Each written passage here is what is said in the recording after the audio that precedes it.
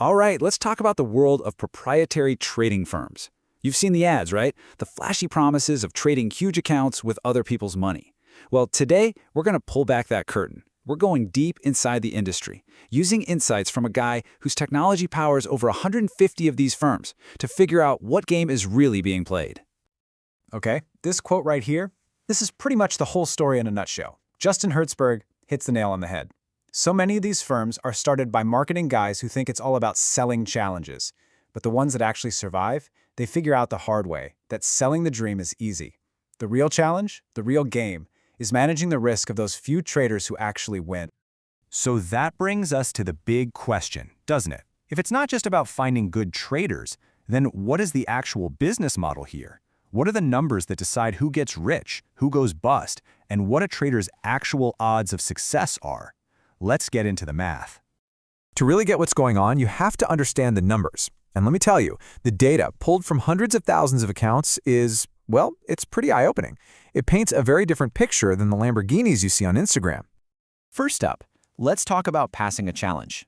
Out of everybody who signs up and pays that fee, full of hope, only 14%, 1/4, ever make it to the funded stage. Think about that.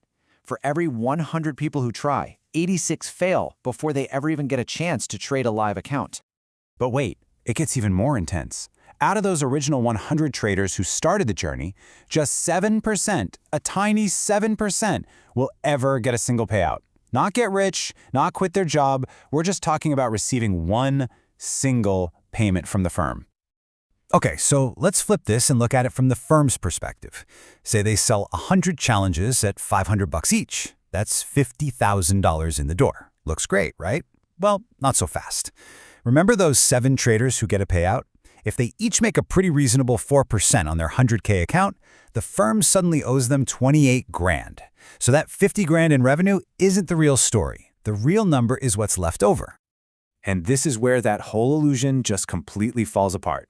That $22,000 in profit, it gets eaten alive. You've got huge marketing costs. You've got to pay your affiliates, sometimes up to 30 or 40%.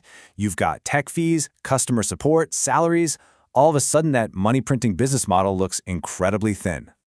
Now, here's the number that makes the whole thing work for the firms that stay afloat. It's the average lifespan of a funded account. For that tiny handful of traders who actually make it through the gauntlet, they only keep that account for, on average, 22 days. Less than a month before they break a rule and it's gone. The churn is just incredible. So what happens when you combine these razor-thin margins with that insane churn rate? You get a system that is incredibly fragile. It's exactly why you see so many of these firms pop up, make a huge splash on social media, and then, poof, they're gone 6 months later. This is probably the most shocking piece of information from the inside. The expert view is that the vast majority, maybe 90% of new firms are basically broke. They don't have the cash in the bank to pay out their winning traders.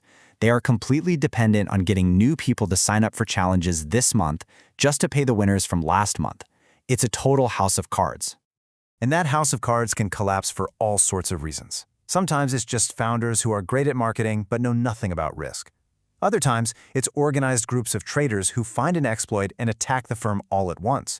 Or it can be something as simple as too many of their traders using the exact same strategy, like gambling on a big news event, which creates a massive risk that the firm just can't handle. Okay, so the whole industry can feel like a minefield. So what does that mean for you? Well, knowing how the game is played means you can play it smarter.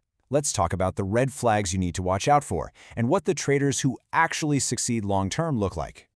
If you see a firm doing any of this stuff, you should be very, very careful. A 75% off sale isn't a gift, it's a sign of desperation. When they start delaying payouts and blaming their liquidity provider, that's not a technical glitch. It's a massive red flag that they are scrambling for cash just to stay alive. It's the beginning of a death spiral. So who actually wins in this environment? The data couldn't be clearer. It's not the gamblers trying to make 50% in a week. The traders who have longevity, the ones who get consistent payouts, are patient. They're often swing traders. They treat the firm's capital with respect, like it's their own money, and they aim for steady, boring gains of 3 or 4% a month. The losers are the ones swinging for the fences and blowing up. So for our last section, let's look ahead. Is this whole industry just a flash in the pan? Well, not exactly. This kind of Wild West chaos can't last forever. The entire game is being forced to grow up, and it's being driven by new tech, the threat of regulation, and some very big players entering the space. The future for the serious firms isn't just about selling more challenges. They're evolving. They're moving beyond the simple model of just betting against their clients.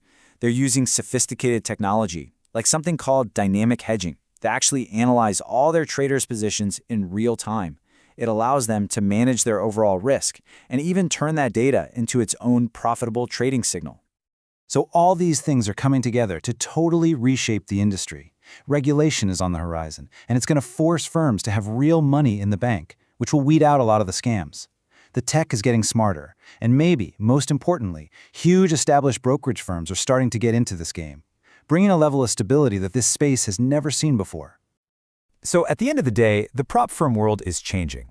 It's moving away from being a simple marketing gimmick and turning into a serious technology-driven risk management business. For you, the trader, that probably means a safer, more stable environment, but also a much higher bar for success. So the real question is, now that you know how the game really works, how are you going to play it?